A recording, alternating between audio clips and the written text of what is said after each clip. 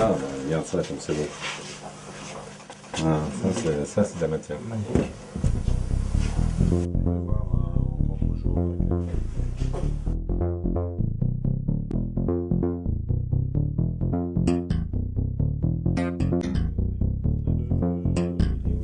Il est là-haut.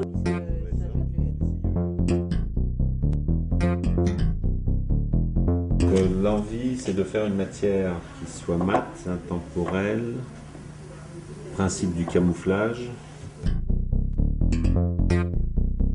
La profondeur qu'on donne à la couleur, une légère transparence lorsqu'on va travailler la matière, la diminuer en épaisseur. L'anaque, ce sont comme des pétales qui sont posés dans un bain de plusieurs couleurs, donc pour encore accentuer cet effet camouflage. Et c'est ce qui est intéressant dans ce produit, parce que chaque pièce, chaque carré, chaque section est complètement différente. Celle-ci, c'est la toute dernière qui vient d'être créée, où on a mélangé justement un aspect écaille traditionnel, plus les pétales de nacre qui sont en inclusion dans la matière, font la richesse de cette matière. Légèrement rugueux, légèrement masculin, et non pas lisse, poli, glacé. Donc on va jouer quand même sur les deux aspects. Lisse à l'intérieur pour le côté contact et matifié, rugueux à l'extérieur pour camoufler, pour atténuer ce reflet de cette matière nacrée. Chaque lunette va recevoir et réfléchir la lumière d'une manière complètement différente. On va jouer sur une forme à plat, on va étirer la matière, on va la courber.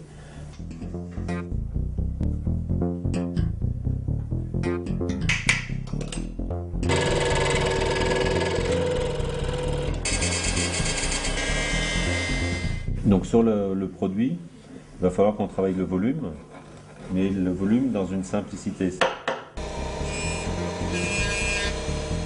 Et je trouve le dièse peut-être un peu fort.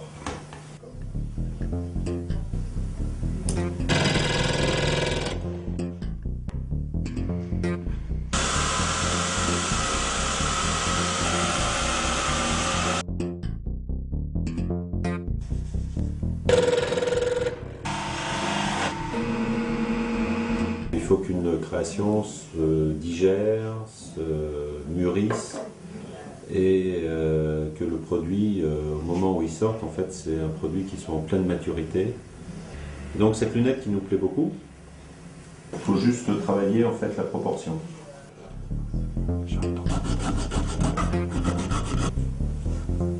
L'essentiel, c'est le dessin du sourcil. Il faut polir complètement une lunette, il faut qu'elle soit polie miroir et qu'on dégrade après que la face avant.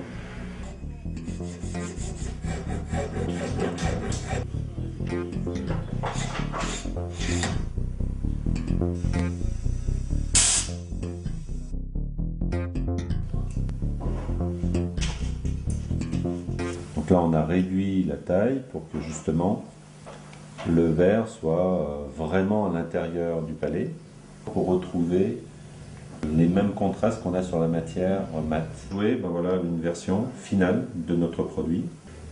Donc brillant, ce côté très luxueux, très doux, très soyeux de la matière. Un calibre justement qui nous permet de tailler facilement les verres correcteurs, la charnière Cham, qui va nous permettre de régler la fermeture de la branche pour ne pas rayer le traitement anti-reflet qu'il y a sur le verre.